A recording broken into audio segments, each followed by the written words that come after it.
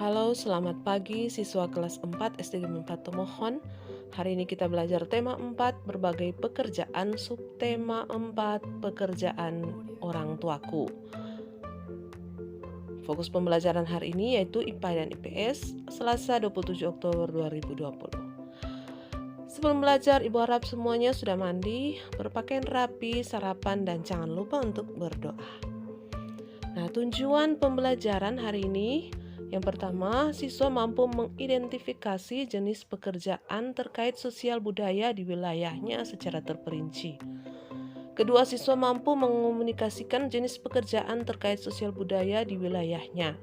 Ketiga, siswa mampu menginformasikan dampak pemanfaatan sumber daya alam yang tidak terkontrol dalam kehidupan sehari-hari. Dan terakhir, siswa mampu menuliskan contoh kegiatan sebagai upaya pencegahan langkahnya sumber daya alam dalam kehidupan sehari-hari. Kita simak materi berikut ini. Tahukah kamu dalam bercerita, pendongeng sering menggunakan wayang yang terbuat dari kayu. Wayang tersebut dibuat oleh pengrajin kayu. Ayo kita cari tahu lebih lanjut tentang pekerjaan pengrajin kayu. Pekerjaan ayahku adalah pengrajin kayu. Ayahku membuat meja dan kursi. Untuk menghasilkan kursi, awalnya ayahku membeli kayu, memotongnya, membentuk menjadi kursi, menghaluskan, lalu mengecatnya. Waktu yang dihabiskan untuk membuat kursi kurang lebih 1 minggu. Ayahku menjual meja dan kursi buatannya ke toko mebel. Di toko mebel itulah orang-orang bisa membeli meja dan kursi buatan ayahku. Nah, setelah membaca teks tadi, jawablah pertanyaan berikut. Yang pertama, produk apa yang dihasilkan oleh ayah Beni? Kedua, apakah pekerjaan ayah Beni termasuk menghasilkan barang dan jasa? Jelaskan alasanmu. Ketiga, apa saja yang harus dikerjakan oleh pengrajin kayu? Nah, selanjutnya, sumber daya alam yang digunakan oleh ayahku adalah kayu. Dari manakah kayu berasal? Apakah kayu tersebut dapat diperbaharui? Berikut adalah proses pengolahan kayu menjadi meja dan kursi.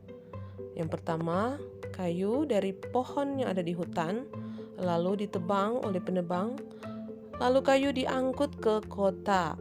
Di kota diambil oleh pengrajin kayu untuk dibuat mebel, kemudian dibawa ke toko mebel dan akhirnya dibeli oleh pembeli. Prosesnya lumayan panjang. Selanjutnya, ayahku mendapatkan kayu untuk bahan baku mebel dari hutan. Salah satu hutan di Indonesia yang sering diambil pohonnya adalah hutan di Kalimantan. Dahulu hutan di Kalimantan sangat lebat dan merupakan paru-paru dunia atau penghasil oksigen. Akan tetapi kini pohon-pohonnya semakin berkurang, sering sekali terjadi karena kebakaran hutan. Perhatikan kenampakan hutan di Kalimantan pada gambar di bawah ini.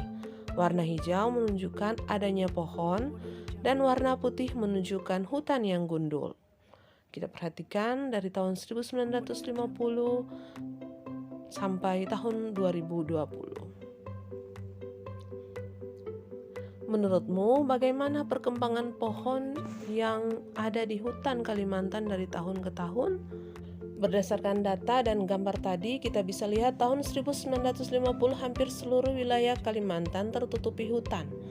Lalu tahun 1985 hutan di Kalimantan masih luas. Selanjutnya tahun 2000 hutan di Kalimantan mulai berkurang. Tahun 2005 semakin banyak berkurang. Tahun 2010 sama banyaknya dengan pemukiman yang berwarna putih. Kemudian tahun 2020 semakin sedikit hutan semakin sedikit, pemukiman semakin banyak. Nah, jawablah pertanyaan berikut. Bandingkan kenampakan hutan pada tahun 1950 dan 2010. Yang kedua, menurutmu mengapa kenampakan hutan pada tahun 1950 dan 2010 sangat berbeda? Ketiga, bagaimana kondisi hutan jika terjadi penebangan terus-menerus? Keempat, apa yang akan terjadi jika pohon di hutan semakin berkurang? Keempat, apa yang harus kita lakukan untuk menjaga kelestarian hutan? Dan keenam, sikap apa yang sebaiknya dimiliki oleh seorang pengrajin kayu agar kelestarian hutan tetap terjaga? Oke, apa yang harus dilakukan untuk menghindari kerusakan hutan? Yang perlu kalian lakukan atau semua orang lakukan yaitu yang pertama, reboisasi atau penanaman kembali hutan yang gundul. Kedua, melarang pembabatan hutan secara sewenang-wenang atau menebang hutan secara liar. Yang ketiga, menerapkan sistem tebang pilih dalam menebang pohon. Jadi hanya pohon yang benar-benar yang sudah tua yang bisa dipotong.